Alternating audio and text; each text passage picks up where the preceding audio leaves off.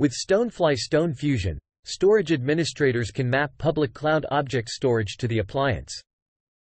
Once integrated and mapped, the cloud object storage works like a local block device and can be used as iSCSI or NAS volume, allowing users to seamlessly push data into the cloud with no management overhead.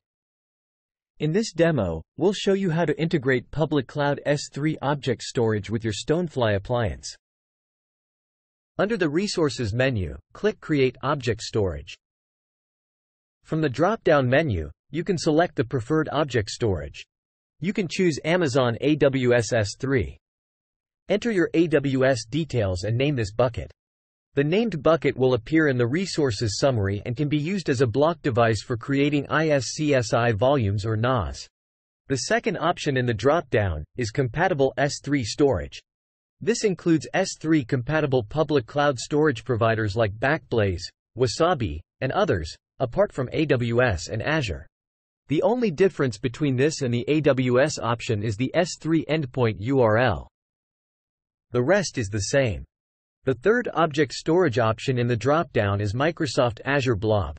This can be hot or cold. Enter the respective information of your Azure subscription. Once you click Submit, it'll create the container in the Azure public cloud. After you've done that, it'll show up in the resources summary. And it's just like any other block device on the appliance. You can utilize it to create an iSCSI volume off of it, or you can create a NAS volume and present it to any of your storage users.